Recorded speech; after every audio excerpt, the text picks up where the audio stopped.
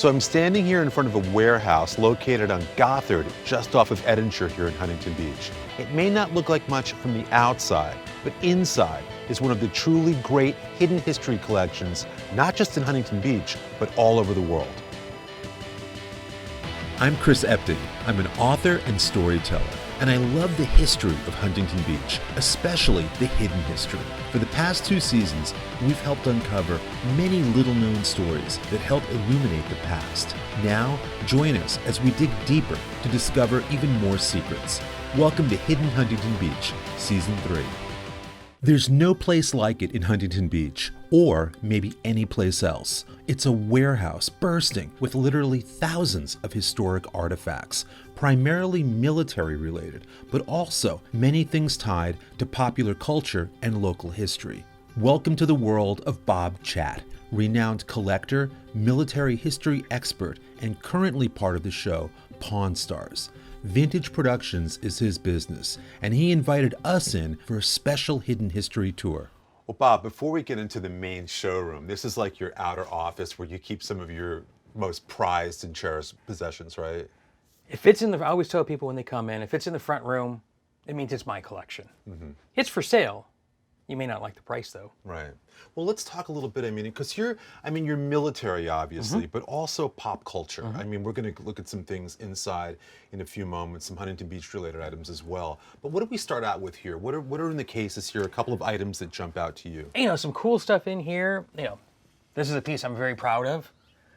That's the prop boot knife Brad Pitt wears throughout the entire filming of Fury. I helped with the costuming, and the head costumer, that was my gift. Really? Yeah. So this is in the film? He has it throughout the film. I had my choice of this one or the one with the collapsing blade. I want the one he carried throughout the whole movie. Amazing, amazing. Another one that's kind of got a cool Huntington hip to it.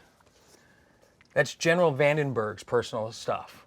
General Vandenberg, we all know Vandenberg Air Force Base. That's the General's personal stuff. And it was sold to me by the General's grandson personally, who lives here in Huntington. Really? Yeah. Wow. And especially the Flying Wing. He's the guy who famously vetoed the Flying Wing. So he would go out to lunch every day with Jack Northrop to have a drink. And Northrop presented the money clip to him. So every day when they get the drinks, Northrop would go, "Oh, I forgot my money. Could you take care of it?" So he had to look at the money clip all the time. Wow, unbelievable. You've got obviously hundreds, thousands of items here. I'm drawn, even this. Tell me about this white satin jacket and what the significance is. It's just a boring white jacket. Actually, that's what it looks like, but as with everything else if here, it's right next to my desk, and this is what I look at every second I'm sitting at my desk working. What's totally cool about that jacket, Chris, is that's an Apollo mission flight jacket. So not when they're wearing the big bulky suits, but when you just see them wearing this cut off little jacket, this is the jacket. So this would have been where, do you think? We don't know. It's not named, which I wish it was, but it was definitely used for training if all else fails. And it was made by Corningware, the company that makes the plates and the bowls. They developed this material that you can literally wad it up in a ball, throw it down, and it pops right back out to the jacket. Wow. Yeah, this was found in a thrift shop in Hawthorne, California for $1.99. I didn't get it for that, but that's where it was found. Now, so it makes sense right there from all the space companies. Moving over here, this is probably my favorite piece that you've got, if not the front room or the whole building. For people who don't know about Ernie Pyle, how do you describe him? A giant among men. Ernie Pyle is probably one of the most famous war correspondents ever put on this earth. It's him, it's Hemingway, and Malden. Yeah. But who was the guy that was out there in the middle of the fighting? It was Ernie Pyle. Amazing writer, wrote great books. But what do you have? I know this is one of your really most prized pieces. What are we looking at here? That's Ernie Pyle's personal raincoat. And if you ever see photos of him during World War II, he's either wearing a tanker jacket or he's wearing that raincoat. And we can match the stains up. We can match everything. Amazing. This was brought home by a Marine, a U.S. Marine in World War II, who, after Ernie went home from Italy, Marshall came to him and said, "Ernie, would you please go to the Pacific? Could you go get those guys like you did in Italy?" And he goes, "I don't want to." And then the incident happened with his wife where she tried to kill herself. And so he goes, "Okay, I'll go."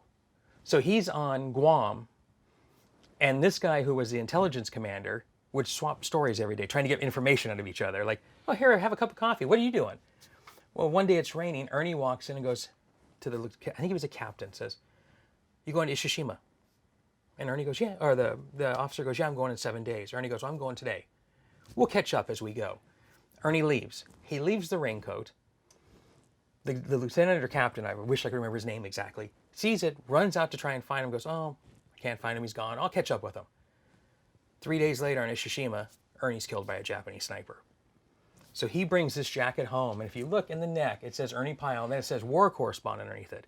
I wrote an article about Right. you and the jacket. It was so impressive to me that this is here in Huntington Beach. But what's funny is, you're like I am, we've read about Ernie Pyle our entire lives. We think he's this giant of a man, and that's the smallest jacket you could ever get on a human being. Wow. Well, with that, Bob, why don't we head into the main room right now and get into some more military history, pop culture history, and Huntington Beach history. Let's go. Bob, we could be talking about so many things, but you've pulled out some really incredible items. To start with, tell me what this is. It looks like a very sort of plain naval top. That's a very nondescript, boring Cracker Jack sailor top. I pulled this because I know your preference and like who one of your favorite people are. Frank Sinatra. And, Frank Sinatra didn't just wear this. He wore it in one of his most famous films, On the Town, and sang the song, introduced the song, New York, New York, in that film. I mean, this is just incredible. You can tell obviously where it comes from. There are some telltale markings inside, right? Why don't you show us those? The reason we can know it, I'm sure you've heard about the famous MGM auctions that happened in 71 and 73. Yeah. They've auctioned off the ruby slippers. They auctioned off everything. This came out of that sale. There's the MGM dry cleaners tag. And then there's the name we want to see. So that's really the provenance that you look for stuff like this. That or a costume tag, which sometimes you didn't use them in certain movies. Moving ahead now, you've got some military-related artifacts here. What are we looking at here? This is one of General Manuel Noriega's uniforms. Pineapple Head, as they all called him. He was a fanatic collector of other countries' camouflage. Noriega wore this. Yes. Who else but Noriega could say El Jefe de Panama? And it was famous because the 82nd Airborne, the MPs went into his office. His closets were just full of every foreign country's uniforms with his names on them. Wow. And every one of those guys in the 82nd stole one. What about the flag underneath? That is just as cool in my opinion. This is the regimental flag that hung in his office. After it was captured, it was on display at the Pentagon for about 10 or 15 years in a private museum that was there. Speaking of museums, I mean, the fact that we have you here in Huntington Beach, this is a museum of sorts. The fact that all of this history, Sinatra, Noriega, what else we're going to talk about in a minute, it's really incredible. I mean, this is true hidden history. I love this stuff. I live this stuff, so it's fun. What's next? Next, I think is one of my favorite pieces. I've got full documentation, full provenance on it. And this is one of Saddam Hussein's son.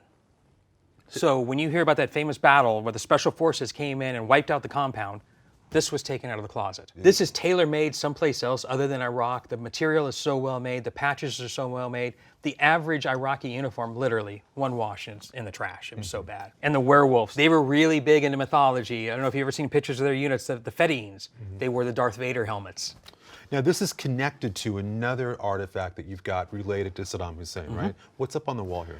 That is one of my favorite banners. That was taken by a Marine off 2nd Republican Guard headquarters in Iraq. The Marine's tank pulls up. He sees it. There's a water pole there. He shimmies up the water pole, yanks it off the building, throws it in his tank, and they take off. And here it is in Huntington. And here it is in Huntington. Unbelievable. But why don't we move ahead now? We're going to go from military into some more pop culture items as we lead into some Huntington Beach history. Well, Bob, this is a really fascinating display. It's dedicated to the late, great Carl Reiner, writer, director, comedy god, American legend, real national treasure.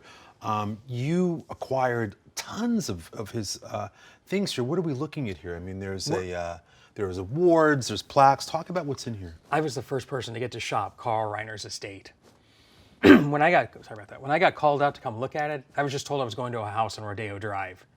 When I got there, my buddies met me out front. I was like, okay, whose house is it? And they said, Carl Reiner. I'm like, oh. Going inside, I got to dig in his garage. I got to dig in every closet. I got to sit in the room that's famous of him and Mel Brooks where they ate dinner every Sunday night and told jokes to each other. Wow. I mean, that's his cigar box that he and Mel Brooks would get a cigar every week. How cool is that his dad kept the Newsweek magazine where Rob Reiner's on the cover and there's Carl's return address on With it. his son right on the cover. Amazing. And again, I love the fact that you've got things like this. I mean, it balances out all the military, because you're a pop culture guy really at heart, right? Without a doubt. Speaking of This is a little more fun than the serious stuff over there. Well, speaking of pop culture, we're standing right next to something that I remember back in the 1970s. I can't believe you have an original one, but why don't we show people what you've got right here? Well, Bob, I remember being about 13 years old when the first Elton John pinball machine came out. And the movie Tommy, it had been out recently, and he was the Pinball Wizard in that. He's still the Pinball Wizard. Totally is. And this celebrates that. I mean, this really is classic 1970s pop culture. This one's cool, Chris, because what's really bitching about this one is this is one of the first 1,500 that were made. After that, somebody complained to Bally's, and the Bally's headquarters started looking at some of the images on the back and realized, uh-oh, Bally's had to cover up, and they came out with stars over them. But this is in the first original 1,500. That's an original one. Wow, Yeah. It's incredible. And it still works. Works perfect. We got to play some time. Anytime. Not now, but we'll come Anytime. back. You've got here a world-class collection of vintage concert T-shirts and other things. One in particular I really want you to show the audience. Will you do that? I think I know the one you want to see. Go. Well, Bob, obviously you've got thousands of collectible, really historic T-shirts, but this one jumps right to the head of the pack. Main Street Festival, 1975, Huntington Beach. This is just so classic. You can see... And look how old school downtown was. Yeah, I mean, it really is amazing. These are the kinds of artifacts where a T-shirt holds hidden history. Here we are. With that, why don't we go up front, because in honor of Huntington Beach, you've pulled out some small but really special historic artifacts you're going to show us, right? What I'm going to show you now is out of my collection of Huntington Beach. Not the stuff that's for sale, my private stock. Lead the way. Well, Bob, you've pulled together some really significant pieces of hidden Huntington Beach history. Tell us what you've got here. You know, Chris, my Huntington collection isn't as big as my other collections, but I actually enjoy it more than anything else. I know you know that we have one of Sam's seafood signs hanging in our living room. So this is the stuff I could bring to the office today and show you. What we have here is some of the GAR from the encampments here. We did a whole episode on the Grand Army of the Republic would have their tent camp meetings starting in 1905, and you've got actual original ribbons that the different troops would present, and these go back to... This is 19, 20, 16, 20, 22. Amazing.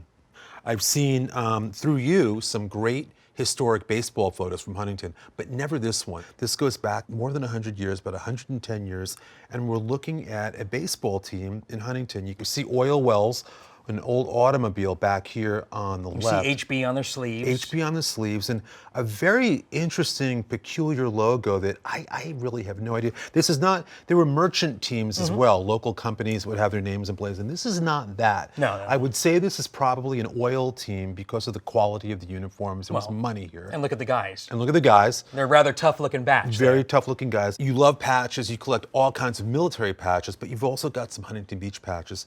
This is a Boy Scout patch. Boy Scout Council patch. So About what year or so? Probably 60s, 50s, 60s. You know, every boy that was here in Huntington had that on his uniform. Wow. There was probably millions of them made. It's the only one I've ever found. And then, of course, what looks like a circa 1960s surfing championship patch. I love this. You could make these today, and I think people would love them.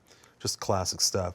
And then last but not least, Bob, you've pulled together 3 badges that all tell a particular story, one of which, the third one we'll get to, is really special. But walk us through these 3 prized artifacts of yours. These 3 are my pride and joy, as I've told you many a times.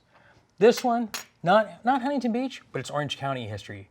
That was a military policeman at the Santa Ana Army Air Base, which we all know it as the fairgrounds. Then we get to these 2. This one, you and I have tried for many years trying to figure out who the initials were for the mayor of Huntington Beach, and we posted this on the Hidden Huntington Beach Facebook page, and 2 members came right away, told us what the initials were, and it wasn't what we thought it was. It was elected governing board? Body, yeah. How cool is that? You and I struck our head for years going, God, whose initials were that? And it's a mayor, it says mayor on it. So I wanted it to be Jack Kelly, it wasn't. well, this one, though, really is incredible. This, to me, is the showpiece. That one is my favorite. I think that one's turn of the century. Well, it's got to be, because let's look at the detail. It says Huntington Beach Township And Constable. Obviously, it predates, most likely, the original police department. Constable to me means pre-police department, pre-everything. Yeah, this really is something. And it's got the original city seal, where you see Catalina off in the distance. This is really a piece of treasure. If there's ever a Huntington Beach City Museum, I would Maybe. maybe this is something you would consider. This letting went us up in a display. major police auction, a police badges a few years ago, and I sat in that auction all day long, and I told everybody around me that knew me, they're like, "Why are you here?" And I go, "There's a Huntington Beach badge, and if anybody goes against me, I'm gonna make them bleed, or I'm gonna bleed." I bled, but I got it. But listen, I just want to thank you again. We could spend multiple episodes here going through your warehouse, but you are, beyond just loving history, you love Huntington Beach history. You bring a lot to the community. I mean, I'm thinking we're going to have probably down the line a Hidden Huntington Beach event right here. I think it would be fun to bring people More than out, welcome to do that. let people see it. But in the meantime, man, thank you. Thanks, It's so Chris. good to see Appreciate you again. it. And thanks for showing us your treasure.